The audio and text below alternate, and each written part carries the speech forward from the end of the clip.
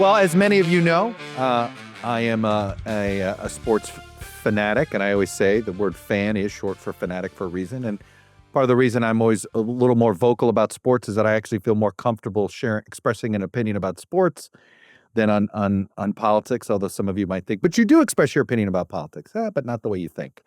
My guest today is Colin Cowherd, who I think of all the sports media personalities, he's one of them. No, what I love about, now I'm teasing you, Colin. What I love about it is that you do feel like you have a brain behind your opinions, right? This is in this day and age where, is there reason? Is there a thought process? Is there historical context? Is there, or is it just somebody manufacturing outrage? And I feel as if that you don't just try to manufacture outrage, and this is the world both you and I live in now. I'm in the political side, you're in the sports side, and we're sort of up against a weird world now, which is kind of how I wanted to start our conversation, because in some ways we're in the same business, and even though it's different topics and we have the same challenges and our business has changed, how do you describe what we do these days? Well, my mission is always, and I don't know if it's your mission, but I would guess it is, to be well-sourced, well-prepared, and offer content that I'm teaching somebody something. I'm trying to make you think, laugh, ponder. I'm not trying to make you angry, but politics and sports are tribal, so Sure. it often will. But I really prep for my show, and so did David Letterman, and so did Jimmy Kimmel. I talked to Kimmel once years ago about this. He said, "Oh, you have no idea how exhausting prep is. The show's like a break." And my take is, by the way, Tony and Mike at ESPN, they're prepping for hours in wherever they are. Tony's in DC and Wilbon's often in Arizona or Chicago or wherever. So, I mean, I love the process. Philip Rivers once told me, Chuck, he liked preparing for the game more than the game. And my staff knows I love the 90 minutes of prep to the show as I write notes. We try to, I feel if you're going to give me 9 minutes in a car, I got to take you somewhere. And I can't doing that ad-libbing. Letterman couldn't ad-lib his monologue. And so I'm trying to make people think, ponder, make them smarter. And I think that just comes with preparation and consistency. Look, you gave a better description than maybe I would have done, but it's exactly the way. And I love that you use the word teach. I always say that, we're educators first. And if you don't view yourself as an educator, you're not doing it right. Right? Because ultimately, why are people tuning in? To learn something they didn't know. Even if they think, right, they're not tuning in if they already know what you're going to say. I'm convinced of that, right? Yeah. You do, so you've got to teach them. And it's funny you said, I used to say, you know what I do for a living? I read. Meaning like I just constantly, like I never want to feel caught. Like I always said, I don't, and that was what the staff always knew, right? And it's funny you say your favorite 90 minutes was before the show. I used to say that the only thing I miss about my old regime, if you will, was my morning staff meeting, where we spent an hour sort of design. I always did this every day. If we were doing the show today, what would we do? If we were doing it, and it was a forced exercise. I love running a newsroom. I love being an assignment editor. Like that's the best job, is to be an assignment editor. I love that. Oh, listen, I've got such smart, funny guys in my prep room. I mean, we spitball. I come in with a theory or two, and then they spitball, and I write down the funny lines. And I mean, I just have the greatest staff, and they're just funny. And I always say, sandpaper my thoughts. I'm going to tell you how I see the world. Sandpaper, make them funnier, push back. I don't need you to agree with me. My day starts actually with the Atlantic and the New York Times and the Wall Street Journal. And then I go into the Athletic and the New York Post sports section and a morning brew. So that's like 50 minutes in the morning before I get on the treadmill. I love that. Then I take the train to work, and then I go into an hour and a half of my staff. And it is, will you miss doing the show? Yeah, but I've done so many, they just melt into each other. Yeah, they do. It's almost like, when they say, Chuck, when an athlete retires, he doesn't miss the games, he misses the plane rides. He misses That's what I love. I Right. love that, what you did, that process of being around smart, funny people who make me think. 100%. What you're sort of you're talk native, right? You're TV radio native. That's the path. You went into that sports journalism world. You could have gone print. You did that. And you did it at a time when that wasn't, that didn't look like the best path to take. Yeah, I am always thought of myself as a radio guy. My first love was like Vin Scully and Larry King on Mutual Radio. I told Larry that before he passed away. Oh, We had I was that kid. Yep. I used to stay up. Larry King, and who came after Larry King? Well, it was late. I was a young kid. There was another guy who I would listen to. I forget if you said the name. Art It was Bell? sort of not Art Bell, but I did a little Art Bell. I used to joke, Art Bell was on the high end of AM radio, which is where we handled conspiracy theories. And all of a sudden, high end of the AM radio became central into the Oval Office. But God, I can't.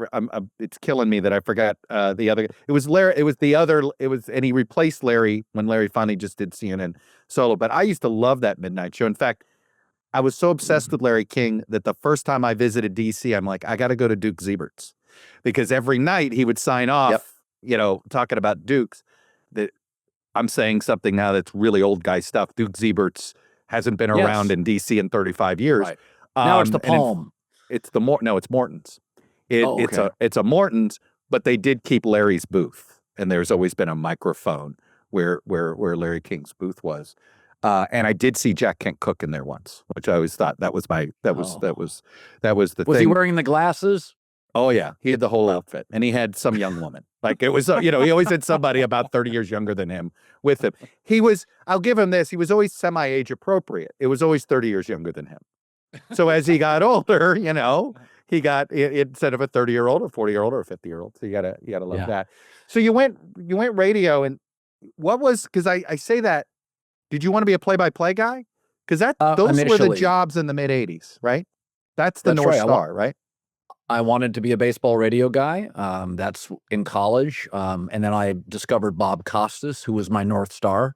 To this day, he is. Bob sent me the nicest message I've ever received about 6 weeks ago.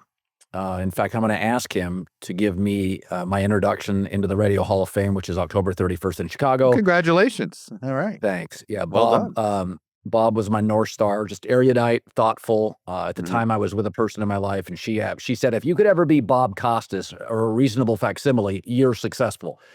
And so that really was, I was attuned to play-by-play. And then there aren't a lot of play-by-play jobs. I got a AAA job, one inning out of college. Kevin Harlan has them all, correct? Yeah. Yeah, and he's great, by the way. Wonderful guy. Is. I love him, and I've gotten to know him a little bit. But I swear to God, he has every play-by-play gig. And then all of a sudden, I was doing one inning of play-by-play on a local TV station. One of the investors was a baseball freak, heard me and said, who's the young kid doing an inning of play-by-play? We need a weekend TV sportscaster. I did that. It paid about 6 times more. And so then I got into TV for about 12 years, bounced around Tampa, Portland. And in Tampa, I started doing sports talk radio, and I had a very interesting moment. I got a call on the air from a consultant. I was done with my show, and the program director said, you got a phone call from somebody you should take. And it was a consultant from Seattle. And he said, give up television. You are going to do incredibly well in radio. I know you make more in TV. And I pretty much in that moment did TV to pay the bills, but I started doing talk radio regularly there, and then in Portland. And then ESPN found me out of Portland, Oregon, doing radio on a station, and everybody just kept putting me on TV, and now simulcasts are more lucrative for everybody, me, the company. Yeah, of course. So I essentially now I'm doing a 3-hour TV show on radio or a 3-hour radio show on TV, and it works. We keep the pace going, and it just kind of works. What do you make of the fact that is what YouTube has become? Radio and TV, video radio. Well, what? I've always looked at all of this stuff, Chuck, even television, even when you were doing Meet the Press, it's all storytelling. And That's right. storytelling works in books. Now it works in radio. It works in podcasting. Netflix, streaming, documentaries, it's all storytelling. Now, I do think radio is better for storytelling than television, where 2 minutes on cable's an eternity. Right. But if I'm watching any show, it could be, I bounce around cable politics. I watch it a lot in big election years or midterm years. Mhm. But they have narratives and stories. Right. And I think the platforms change, Chuck, but you and our mission doesn't. It's to be informed and tell stories. So I've never worried about the platform. I don't want to be behind a paywall. I've told Julie Talbot, my iHeart boss, and Eric Shanks, I don't want to be behind a paywall. Bill Simmons and I have talked about this. I want to be everywhere. I agree with and that. I want to compete against everybody. But I think my job is the same regardless of the platform. And I think YouTube just figured out, smart guys. All the kids under 28, they're all on YouTube. But All of Fox has a deal that I work with. Fox has a deal with YouTube to stem some of the cable losses. So everybody's in business together. Yeah, I've Fubo, YouTube, Fox, Fox and ESPN just did a deal. Yeah. When I think about, there was a time you were considered edgy, that you were taking the edgiest, right? and now you look at like what we've seen with Barstool and what you see with McAfee, and what you haven't changed, but everything else has. Do you feel like that do you feel like you're owed a residual from all these folks that have ripped you off? No, I think McAfee's a very unique talent. I think Portnoy knows exactly what he's doing. Big cat. Yep. I never considered myself edgy. At ESPN, I felt edgy. But when I went to Fox, compared to Fox News, I'm not edgy at all. Right. So I've never really changed. It's what Bill Maher always says. I haven't changed. My party did. Now, you can argue with that, but there's a lot of truth in that. And I feel like I've been doing the same stuff forever. The difference is with all the like I always say, podcasting is essentially radio with a cocktail and not governed by the FCC. You can drop F-bombs. This is talk radio, but I can drink a Diet Coke on the air or a cocktail, and we can swear and it's okay. But we're doing radio. So in our styles, I think what I like about podcasting, it's a little looser. Yep. But I've never, my mom years ago, my late mother, British, she said, I hear my friend Norma says she had a very strong British accent. She says you're very controversial. And I said, Mom, if you tell the truth in sports, you're deemed controversial. And I said, so I don't look at it as controversial. I think the more honest you are, the more hate you get. And honest is uncomfortable. 100%. There's a point, and it was sometime 2017, 2018, where I would always say I didn't care what people thought.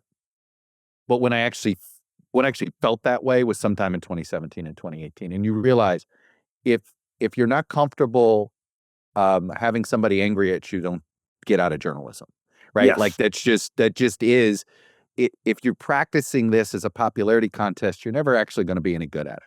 That's right. When did you get over caring?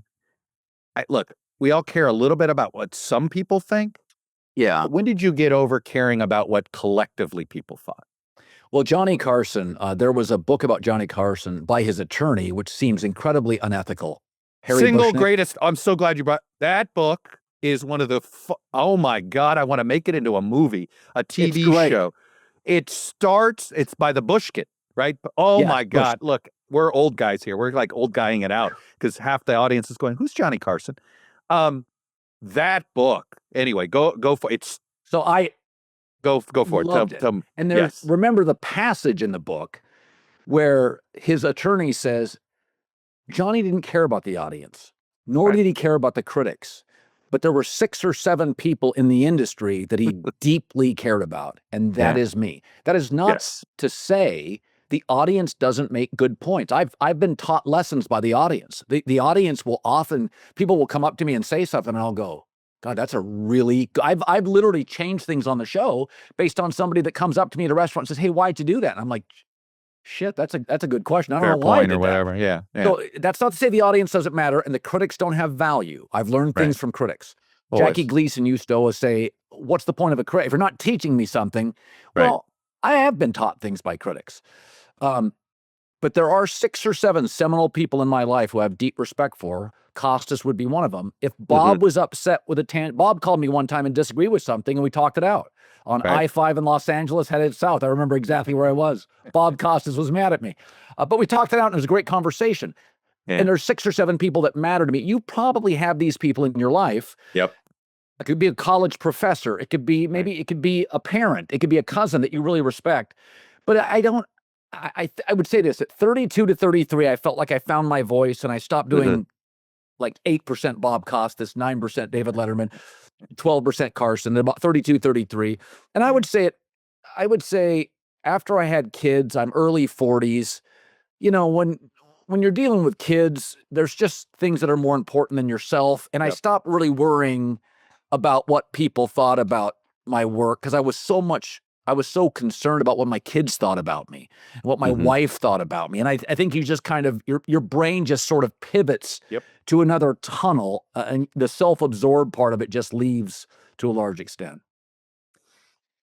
So, well, I rarely run into somebody who's read that book, that Carson book. I sit there. I still to this day, I interviewed him. I had a Sirius radio show back, I don't know, like all of us, right? We've all had all these like shows that have come and gone.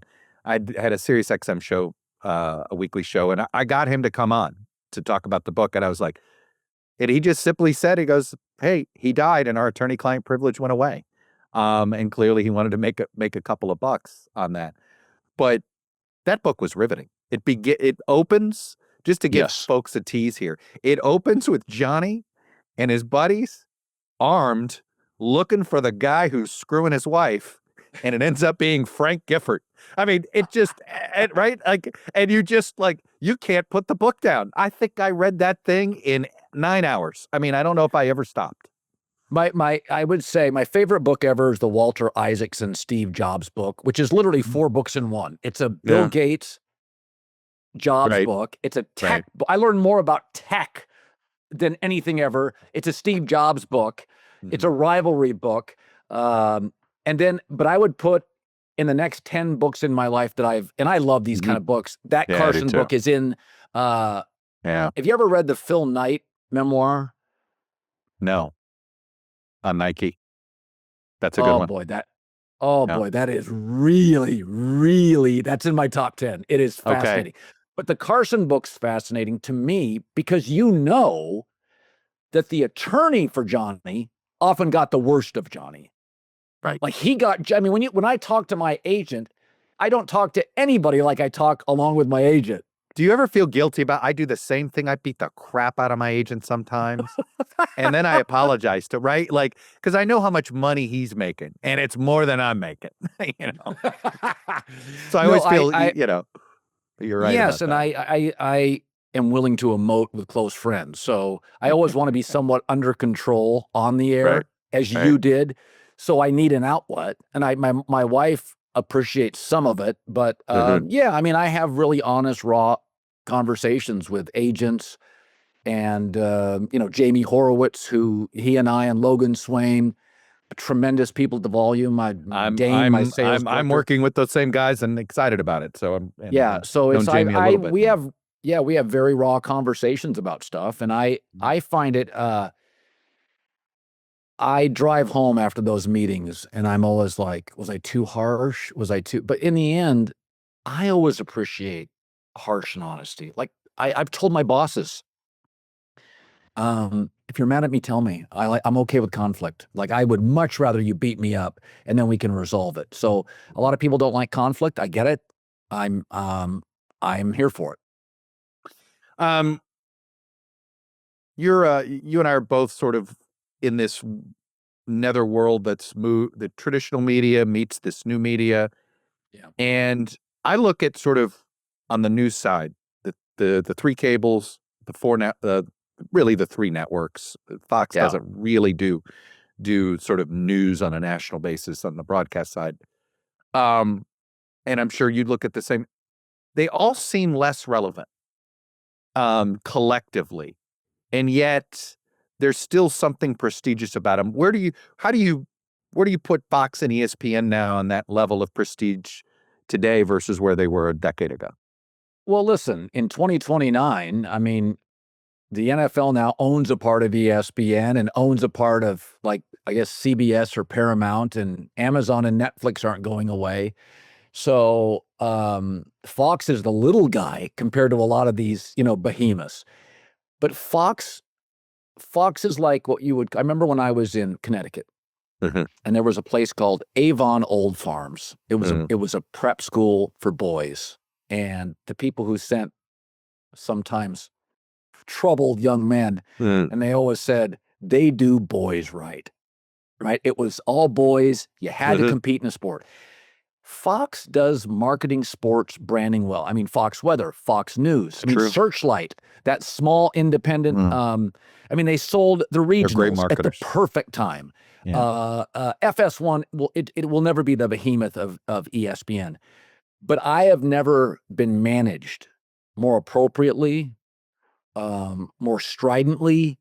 I love my partnership with Fox. It's almost like Fox News creates an umbrella that we can all play under it. They've dealt with controversy. They've Right. dealt with the critics hating them. So at ESPN, Disney is Beauty and the Beast. Fox is The Simpsons. Fox is Fox So they can News. handle it. Right.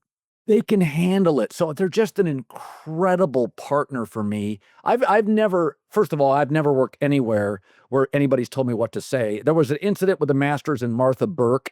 ESPN had Thursday, Friday Master. They sat me down and they're like, okay, you don't have to avoid it. We'd really appreciate it if you did. And I said, guys, I've done my prep and it's not in the show. I don't think my audience cares.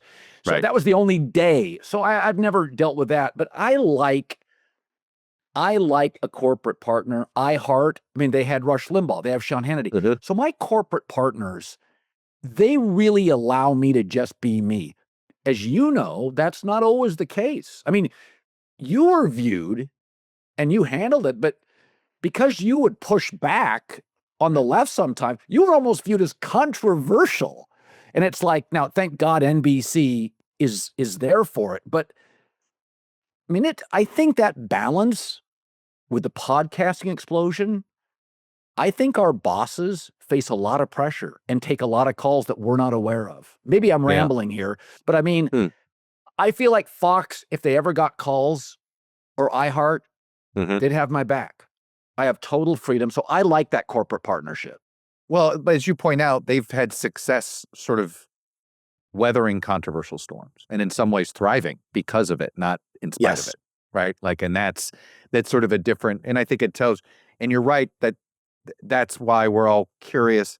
How's Disney and ESPN going to handle all this? Right. Because there's always the question, and that was always the issue, does Comcast matter more than NBC? Right. Like, when does the parent care too much? With Fox, they're their own parent.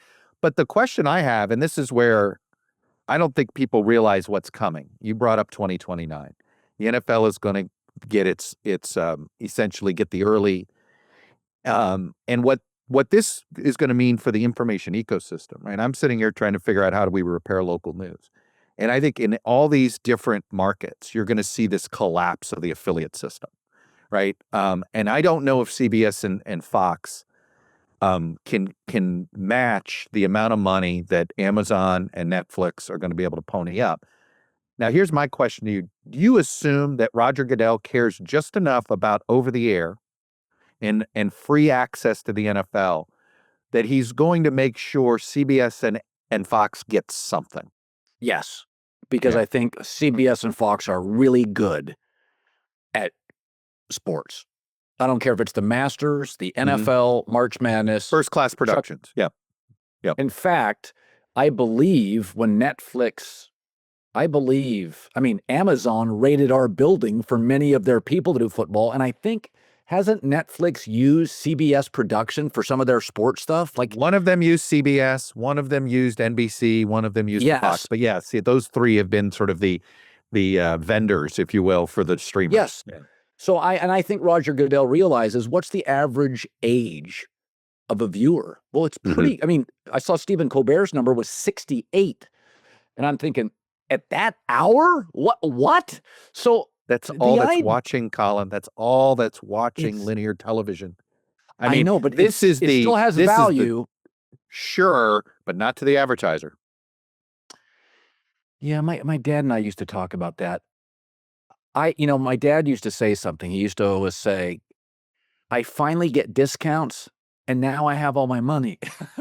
He goes, God, I could have used all these discounts at 28 when I was a young optometrist. Right. And I mean, you see these, Chuck, you see these Yeah. stories regularly. I just saw another one. I think it was Wall Street Journal. The baby boomers are literally living a separate life than the rest of America. They've got all the money. And so those have to be attractive people to advertisers at some level. Their kids are complaining. I mean, I help all my kids with rent. Now I don't subsidize, I don't pay it, but my kids are in Los Angeles and my kids are going to be in New York or Chicago. So I think the boomers are, we can always roll at the, I roll that. Right. They are the richest generation. And with that, I buy a lot of things. My wife and I are consumers. I think I'm valuable. I'm in my 60s now. I'm valuable as a consumer. Right. You consider yourself Gen X or Boomer? Probably boomer. Interesting. Yeah. Well, what do you consider yourself? Oh, I'm heart of Gen X. I mean, I'm 72, so I'm like literally, halfway. We're the forgotten generation, and I just find it interesting that it is like I consider Obama more X than Boomer. Yes. So I sort of look at it as, how did you grow up? My mother grew up with the first television they got was black and white. I Same. promise you, right? It was, my childhood had a color TV in it. Not all the way, not at the beginning, but that was right. So, and I think Obama, if you weren't 18 at any time during the Vietnam War, to me, you're not a boomer. And Obama wasn't, So I always find the early 60s folks, the boomers, we've decided it's a 20-year generation, and for whatever reason, Gen X gets 15 years. I've always tried to figure that out. But. Are you bitter about it? Well, because we lost the leadership fight. The boomers stayed in too long, right? I mean, look at how many boomer presidents and throw in Biden as silent generation. I mean, one of my favorite stats is that George W. Bush, Bill Clinton, and Donald Trump were all born 90 days, I think 75 days apart in 1946. And these presidencies have gone from 1992 to, we're now going to go to 2028, right? Now, Gen X isn't going to get a shot, right? Millennials are going to grab the presidency after that. I don't talk a lot of politics, but I consume a ton of it. And I mean, nobody wants to watch Bill Maher give football picks. And I don't think anybody really cares deeply about my political opinion. Stephen A. Smith has moved into it, which he's a friend and I'm happy for him. But I consume a ton of it. Can I confess that resent's the wrong word. I kind of feel like Stephen A. Smith is using politics, and I don't like it. But that's just that's what it looks to me. Yeah, no, I've had people say that to me. He didn't ask my opinion. I said on a text to him not long ago, I said, never forget, there are winners and losers in sports, and that's a great thing. You set goals, you finish first, you get a trophy. Nobody wins. Even if your policies were great, somebody will fabricate or marginalize it. There are no winners long term. You could be the most popular president. 8 years later in a podcast, you will be deemed wildly controversial. And I said, never forget, is that sports is a community and politics is a Shark Tank. And he's like, okay, I'll remember that. The next day he was talking politics. But Right. I like the joy and the energy. In sports, it's less gray. First place, last. Winner, loser. Heisman, runner up. Well, it's also a pure meritocracy. It's more of a meritocracy than any other part of life. Yeah. So, but I consume a ton of politics and find it fascinating. It's the first stuff I read is the Times, the Journal, and the Atlantic. I miss the joy of it. I used to say that, Hubert Humphrey's memoir was called The Politics of Joy. And I always loved that, which is, hey, look, I still enjoy it. Unfortunately now, the way Trump practices it, it has made it less joyful, right? It has just sucked the joy out of it, both left and right in different ways. And, try having a light moment in a political show and it's like, you're not being serious or it has become what used to be really easy to sort of have some levity in a political discussion. It's been really hard in the Trump era. Look at political comedians. They have a hard time. Yeah. We didn't have any problem with political comedians from 2015, before 2015. And here we are today. Yeah, I think Maher and Jon Stewart have done a pretty good job to still make me laugh while they deliver it, but it's hard. It's just a different world. Listen, I knew it was different when, regardless of what you think of Trump, when he started weaponizing, it was called Twitter. And I just remember thinking, wait a minute, this is a president. And from that moment on, it was like fair game. He would go after you, you could go after him. And I always looked at that as, I'm not sure how comfortable I am with it, but apparently lots of people in politics are. And like everybody else, I try not to go, I try to really monitor my usage. But I think society is a little more coarse than it used to be. But I also think, Chuck, there is a distinction. We do forget, I watch a lot of true crime. And, we forget there are fewer serial killers today than in the 60s, 70s, 80s. People used to hitchhike. There are parts of our society that are much less coarse. AI is going to give us medical advances. People will not die in pain as much this point forward for the rest of our lives.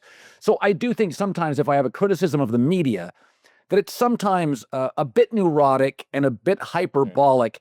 And especially as the media has gotten, you say we're old guys, the media is younger because they're cheaper.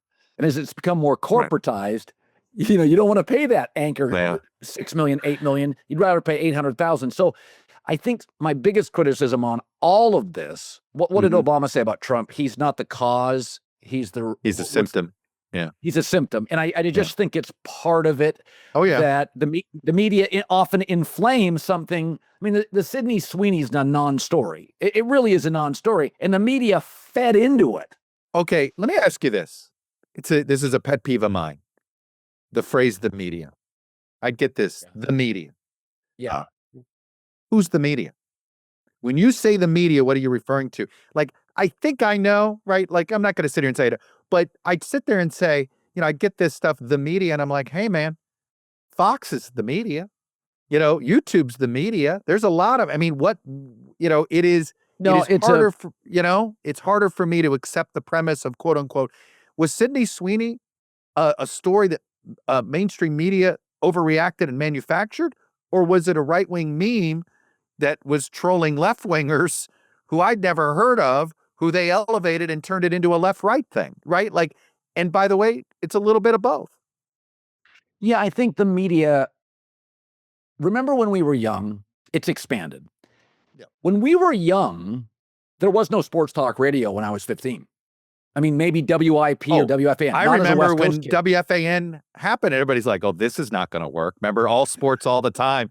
And I remember as a kid, I was probably 15 or 16. What was that, 84, 85, right? And I remember being so jealous. Oh, my God, they have an all-sports radio station. I hope Miami gets one. That's all I was cared about. Yes. I wanted what New York had. That WFAN, I wanted that. Even though WFAN was the first big one, Imus did the mornings for years. They wouldn't even give the mornings to sports. They're like, Imus will make the money. You guys go yell at each other in the afternoon, right? Right. So I think but it used to be, when I was growing up, there was no sports talk radio. So the Fan had little chance for an opinion. In fact, where the Fan really did well was letters to the editor in your local sports section. And by the way, some of the greatest lines ever produced in a newspaper were fans writing letters to the editor on Saturday in the LA Times, because it's a city of comedy writers. It was just, I would read it and think, I could just start a sports section on people who write letters to the sports section in the LA Times. That's funny. But what I think has happened with the media, it's expanded. Podcasting now counts as media. Fans now, blogs now count as media. So I think it's not blurred, it's just expanded. So I'm probably lost. But I tend to look at the media as more corporate and more established. I think the podcasters have their say, but I don't think it's as fact checked. They don't have the assignment desk. Who are they called out by? You're often motivated to be blurry and be conspiratorial, where in our business, like I just can't make stuff up. I can make a mistake, but I can't make stuff up on FS1. Well, I would think you don't want to make stuff up anywhere you are. That's right. That's right. Right. It shouldn't really matter. I mean, in some ways, the only thing that matters is that, we came from an environment that, put in all these guardrails, and we've learned how to use those guardrails to make sure we're producing content that isn't, that frankly is consumable. It's honest, it's transparent, it's, fact checked, et cetera. So in that sense, I think that's probably going to be a distinction going forward, is that there'll be this in the world of YouTube. There are those that that sort of have some sort of fact checking or whatever you want to call it, versus those that'll be less professional. Yeah, and I think, how the saying is, separate the art from the artist, right? I kind of consider it media and casual media. Like there is a Chuck Todd, or there is NBC, or there's CNN. Whether I agree with, they lean left, they lean right. There is what I would call like traditional media, and then there's sort of like casual media, which is the standards are different, but I do think they present interesting ideas. I mean, I listen to podcasts, I watch TikTok. I have been inspired. It makes me think of a rant. It jars something. So I'm not real hypercritical of it. I just think I'm not going to source them. I don't necessarily trust them, but I will be honest, Chuck, COVID to today, I read even the New York Times and the Atlantic, not cynically, but with more suspicion. COVID to today, I don't trust traditional media. And I always thought I was a kind of left-leaning, moderate, fiscal, moderate conservative, is I don't look at the traditional media. That's supposed to be fact-based. I don't look at it quite the same as I used to. I still consume it, but I feel differently when I'm doing it. Yeah, I've always I've always been journalist specific. I know how the Times puts their stuff together, and I know certain reporters, how they work and versus others.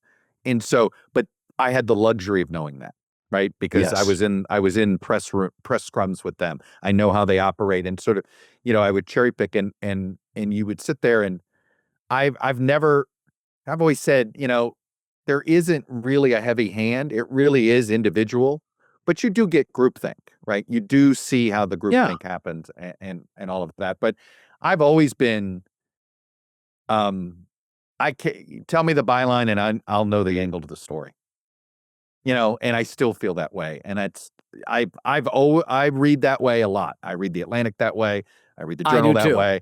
I read National Review that way. I read, I have this sort of very bipartisan diet out of defense, right? I want to know, I got to hear what's happening.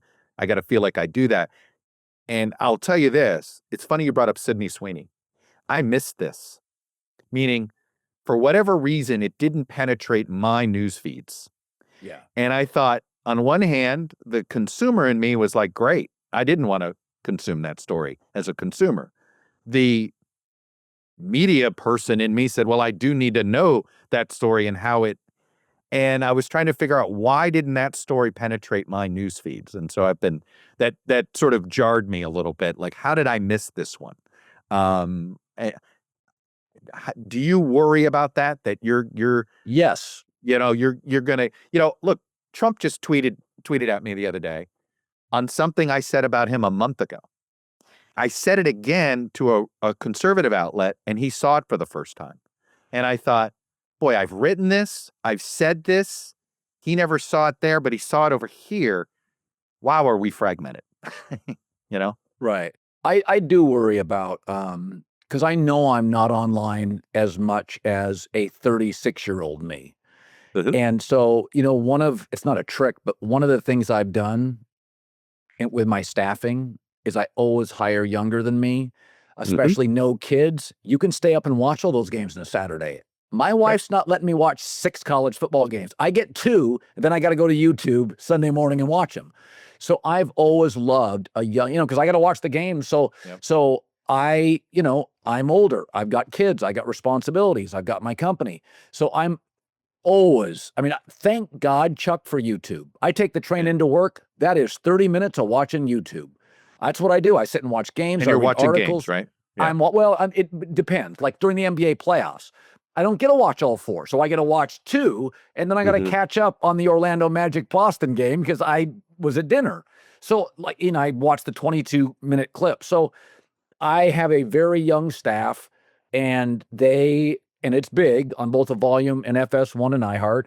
And I think the youth people, when I was younger and didn't have kids, I had more freedom to watch for as long as I wanted to. I would go out with my buddies all night long and close the place over beers watching my 6th NBA game. All right, let's I do want to start actually landing this plane. I know you're not going to be on here forever. So let's get into a little bit of actual sports here. What's your first love? What's your first sports love? What's like, you know what? I'm always going to be, I'm going to know everything about this sport because I want to, regardless of whether I have to cover it or not. Well, college football, baseball is the one I first fell in love with because it was really the national pastime in 1972. I've always had a soft spot for the NBA because in the 70s, the Portland Trail Blazers and the Sonics won titles, and I was a Northwest kid. You were right there, yeah. So I've always been an NBA fan. I would say I've morphed into an NFL fan, but I would say college football is special to me. It's the bands, it's the student sections. I grew up going to Husky Stadium, Apple Cups, Civil Wars, college football at its best. I said this today on the air. USC, Texas, maybe the best event I've ever been at. It was absolutely insane in 2005. Even in Los Angeles, which is distracted, it may have been the 2nd coolest thing in the city or 3rd coolest all year. It was insane. And so I think college football, NFL is better for my business. Right. Baseball's not great for my business. I've liked UFC more than most of my peers. I really love the World Cup, but I'd say college is the one that is, if I had a lot of choices, like Texas, Ohio State, will be as good a day as I can have for 4 hours. Yeah. Look, I college football and baseball, it's the same. And I think you point out something that's important. It's sort of, when do you become a sports fan? And, my first real sports memory is the 77 World Series. Dodgers, Yankees. My dad was a Dodger fan. My grandfather was a Yankees fan.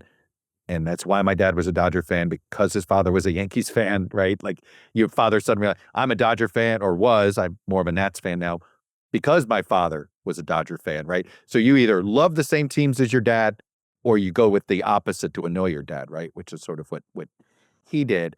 And then I grew up in Miami during the greatest college football run outside of Alabama that any program has ever had. And it was, I don't realize what I got to consume. We were season ticket holders. My family's been season ticket holders at Hurricanes going back to 58. So I grew up going even when I didn't want to go as a 3 and 4-year-old. And then the magic of Howard Schnellenberger. And it was just, what's amazing unbelievable about that, what's amazing about that dynasty, which shows you how much talent in Dade and Broward County, whereas Saban's is all, Bama's all Saban or all Bear Bryant. Miami one was Schnellenberger, Dennis Erickson, Jimmy Johnson, Butch Davis. The funny thing I always tell people is I tell them, and it's Dennis Erickson who has 2. Like, Schnellenberger only got 1. Jimmy, everybody assumes he must have gotten more than 1. Nope, he only got 1. Erickson got 2. Yeah, no, Butch never got 1. Well, but Butch probably, I would argue, Should have Butch had 1. Yeah. The most talented roster in Miami history may have been the Butch. Butch had a roster. It was his last or second to last year. The 2000 and the 2001 teams, both of them are the two of the, arguably, there's probably more Hall of Famers. Forget just NFL players. I just heard the stat today, the 2001 Miami team. I was at that Rose Bowl where we humiliated Nebraska. But I Yeah. always hated that title game because we shouldn't have played Nebraska. I wanted Oregon. We should have played Oregon in that game, and we would have humiliated Oregon too. It didn't matter. Yes. That defense with Ed Reed, I mean, it was just 38 NFL players on that roster. The only team you can argue is better in pure talent was the Joe Burrow LSU team. That's And it. only because of the offense. And only because Burrow's better than Dorsey. I'm sorry.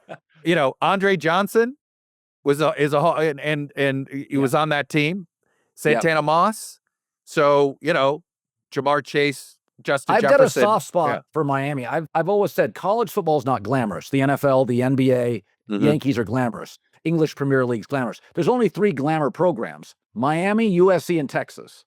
Interesting. Now, Notre Dame's academic, Alabama, Georgia, toughness. No, Texas, 6th Street in Austin, Texas, Southern California, and Coral Gables.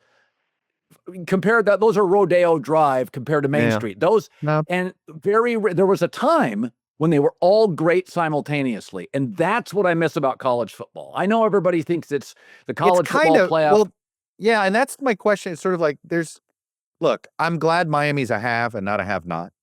And so I'm constantly nervous about that because Miami's always been hot or cold about investing. Now they're all in. I mean, what the dirty little secret about college football now is how many programs are funded by universities with profitable nonprofit hospital systems. The reason Miami is able to fund its program is through Miami Health. Texas, you know why they get a lion's share of their cash? MD Anderson. USC has a hospital system. Having a hospital system right now, and don't get me started, there's got to be something. The fact that nonprofit hospitals are more profitable than for-profit hospitals tells you we probably have something wrong in the tax code. But it is why you would be amazed, and I'm waiting for The Athletic to do this story, that most of these college football programs that are spending the $30 to $40 million rosters, how many of them have hospital systems that are essentially the cash cow for them? Well, so I have had this theory is that NIL was great for the Big Ten, and Miami's actually protected. USC is protected as you know, closer in the SEC footprint, warm weather. By and large, the Big Ten has larger schools, more graduates hit the workforce. Right. You know, when Auburn's 16,000 and Wisconsin's 50, you know how many people at Wisconsin become presidents and CEOs? My brother-in-law will be really happy for you mentioning that Auburn is actually a small school, that they have a hard time. Right. It is. Yeah. Yeah. And so the Big Ten, they just have more money, and there's more people out there that have hit it, and it's much easier to give money back. When college football was the SEC paying through a church and everybody else would get the death penalty, Pac-12 schools were actually pretty clean. Now that everybody can pay, those Big Ten institutions, Minnesota, Penn State, Ohio State, Wisconsin, they're massive schools, and they just flush all these graduates into the workforce, and they circle back to, help with the NIL. What does college football look like in 5 years? And what are the conferences? Are there conferences, or are we EPL? I think, the current system is 12, 5 highest ranked conference champions. I think it may expand to 16. The networks ESPN and Fox wanted college football. They thought it was the most abhorrently run sport. They were just wasting money. They wanted it to look like AFC, NFC, and it never will perfectly, but it'll look more like I think Notre Dame will join the Big Ten, and maybe a Florida State will join, but it'll be okay because, those. Do you think we're going to go to two super conferences?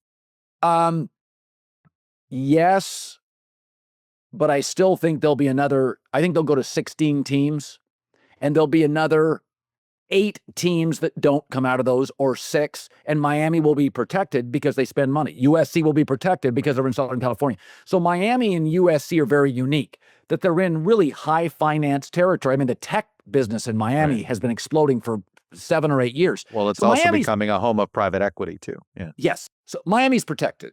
USC's protected. It's private. UCLA's public. They have to disclose what they pay coaches. It's much tougher for them. USC's private. Miami's private. So you don't have to disclose everything. So Miami and USC are protected regardless. But I think it will be mostly 2 major conferences. teams like Clemson will eventually have to go into the SEC. I mean, if they want automatic qualifying. Right. But I think in our lifetimes, I'll make this argument. Only one program has entered the top 10 in the last 30 years. Oregon, because of Phil Knight. That if you looked at the preseason top 10 today, it's the preseason top 10 in 75, 85. Yeah. Miami's always going to be glamorous. It's always going to have money, and it will always matter. So, it's funny you say that the networks feel like college football is poorly run. I look at what the SEC and the Big Ten have done here with having, basically picking, each one has their network, partner. And if they pooled their media rights the way the NFL does it, I think then if college football went back to that College Football Association where all the schools negotiated together, I think Washington State would be a Power 4 school again. I'd bring that up, you being an Eastern Washington guy. I lament the fact that Spokane, Washington can't feel like it's part of the big time. And I sort of look at it and this is to me what college football actually has as an advantage over the NFL is that they have actually more markets they can succeed in than the NFL can. Yeah. And they've kind of pissed it away because they've decided to go with the two. Now, ESPN and Fox are smart. They're saving money. I think if you took Colorado State, if you said to the networks, you want Alabama, Georgia, you want the Alabama Auburn game, you're going to have to carry Colorado State, Washington State. Okay, it's like, because if you negotiated the NFL rights the way college football does, Jacksonville Jaguars would never be on TV. Yeah. Yeah, I always thought college football had one major dilemma: a scarcity of great games, not competitive games, big games. Texas, Ohio State. More I didn't of those. think it just everybody was avoiding early games, right? And so you'd get an occasional Florida State, LSU. I can turn into a 1 o'clock window in the NFL and get 4 great finishes. I'm not even to the late window, the Sunday or the Monday or the Thursday games. So in the NFL, there's 32 teams, and I feel like you I want get greatness. 9. You want greatness. I'm not worried about the bottom or middle. College sports has always been run in basketball by 12 programs, maybe 10. And college football has been run by 8. And I think they carry the water. They pay the bills. And I don't think Purdue mattered in 1948. I don't think it mattered pre-12 team playoff. And I don't think it matters now. But they reward their fans because now they get USC games, Ohio State games, Michigan. Oh, here's Washington. You're going to get more good games. And Purdue fans know they're not a national title contender in football. Just give people more quality Saturdays. When does the president of Ohio State wake up and say, how come Purdue gets an equal share? Well, that's why USC left the Pac-12. They're like, why does Oregon State get an equal score? That's exactly why USC left. Yeah. That's where we're at. And we're seeing that. All right, let me get you out of here on this. I just renewed my national season tickets. I'm not thrilled by the management or the ownership. But I had an interesting conversation with the guy and my rep who I've known a little bit. And, I love the young reps because they're trying to make it in the business, right? They're trying to, you go from there, managing season ticket holders, to trying to become, they want to be GMs, right? They want to run franchises. And he said the way most people were talking inside of the organization is they think there's about a 50-50 chance there's no season in 2027. I've heard that. Yeah. What do you think?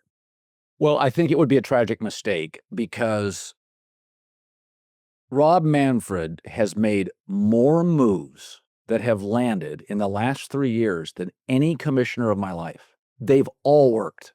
All of them.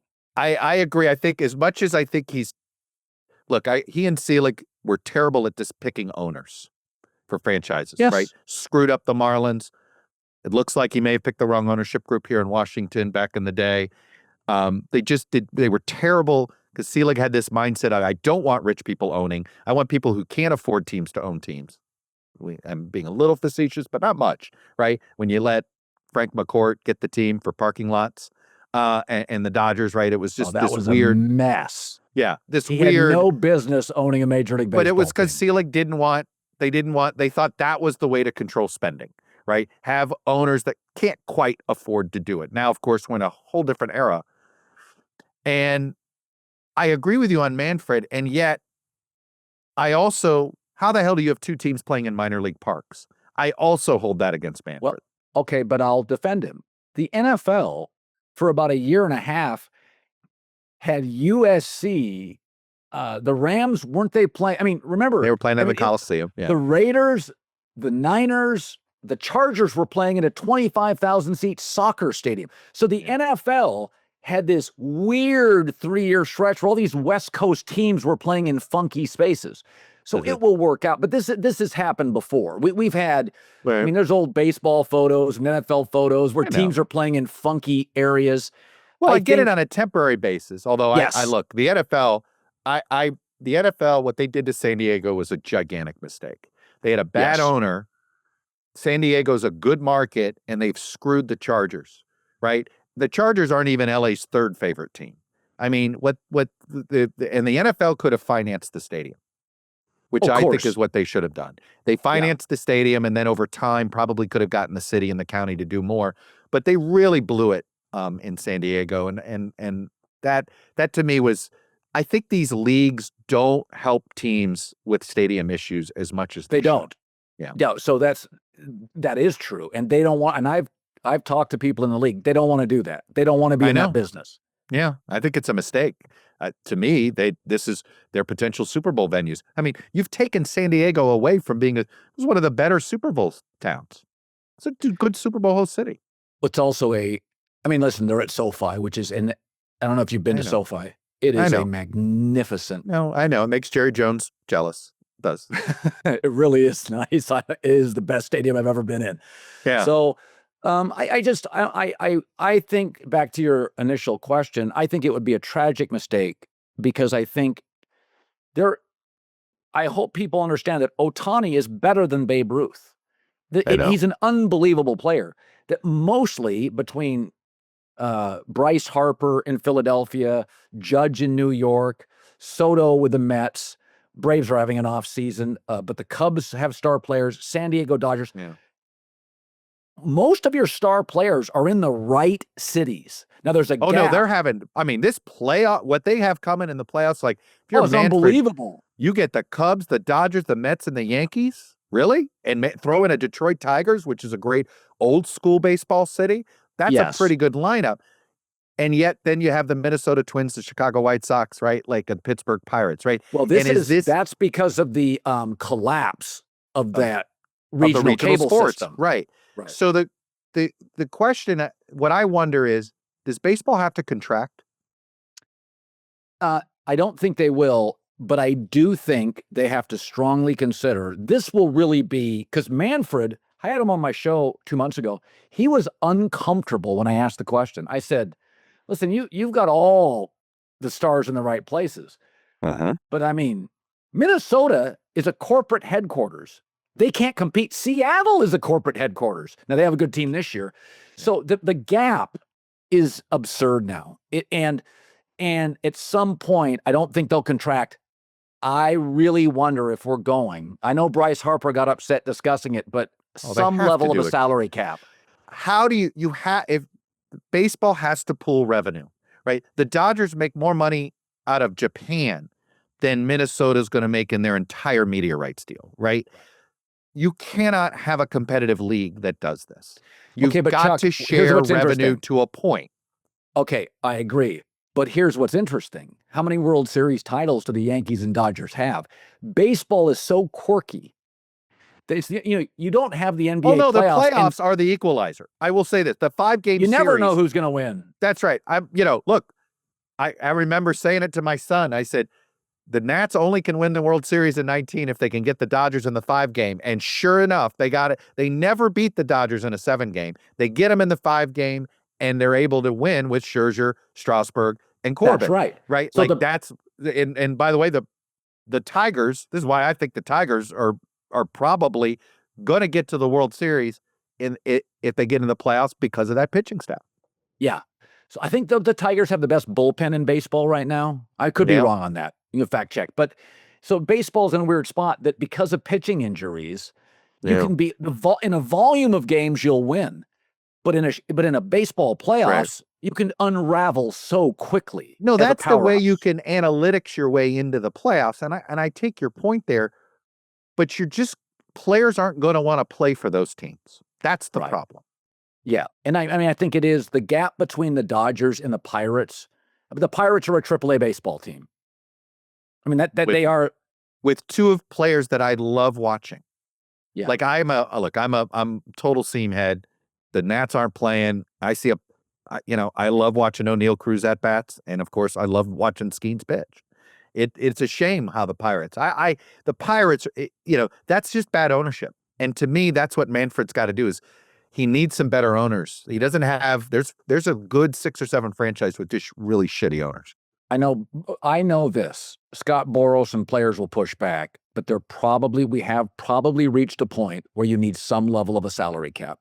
And now I think one of the beauties of the NFL, the 2 New York teams are a disaster. Green Bay's great. Kansas City's great. Buffalo's great. Baltimore's great. I mean, that's what makes the NFL special is that market size is irrelevant. I don't think it has to be irrelevant. By the way, in the NBA, Adam Silver's created an irrelevant market size league.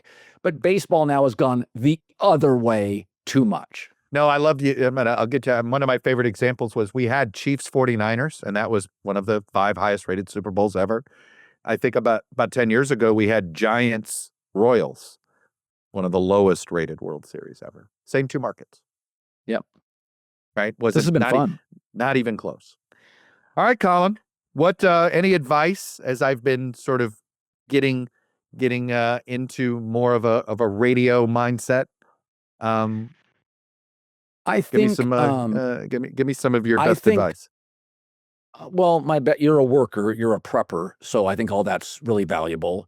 Is that I don't believe that you have to be outrageous, conspiratorial to have. I think everybody that succeeds in podcasting. I mean, Mark Maron was funny before he was doing podcast. He was a very talented guy. I just watched him in a movie about 6 months ago, and I forget the name of the movie. I was thinking about this the other day with Mark because he got out of the podcast business. Yeah. He's had successful stand-up. He acts. Be true to yourself, and I think you have in podcasting. Interesting is always important, but in podcasting, getting a little uncomfortable, a little less sanitized as a traditional broadcaster is never a bad idea. You can be a little less sanitized. I know I battled this. I'm like, come on, pour a cocktail and let's get down and dirty. And I think that's the key to people that have a traditional broadcasting background. Is there's a reason Dak Shepard, Joe Rogan. If I would have told you, here's the 3 guys that are going to crush it in podcasting: Dak Shepard, Joe Rogan, and Mark Maron. Yeah. All are not very surprised though. 2, but I will say this: 2 of them were stand-up comedians, right? First, and also very vulnerable about their flaws. I mean, Maron just undresses himself. Dak Shepard talks about his. So what does that tell you about all of these guys? Rogan talks a lot about being picked on, and he was shorter. His dad relationship. Allowing your vulnerabilities, Dak Shepard, Mark Maron, Joe Rogan, there's a win in that. Like, hey guys, you're not going to do that as a broadcaster. You don't want to show weakness. No. That vulnerability works. I always think it's because it's a more intimate relationship as a podcaster, because you're literally in people's heads. Most people are listening by putting little earpieces in their ears, so they're eavesdropping on your conversation. To wrap it up, that's what Johnny Carson said. Remember in the Bushkin book is Johnny Carson was more powerful than any actor, but he was on a small screen in your house. Yeah. And so people at the grocery in your bedroom. Store, it was in your bedroom. Movie stars you looked up to on a big screen. Johnny died. He left $456 million to a children's hospital. Actors are still waiting for their SAG check. But because it was so intimate, Johnny was part of your life laying in bed. And I think podcasting has that visceral connection. Colin, thanks for being so generous. Thank you. It was fun.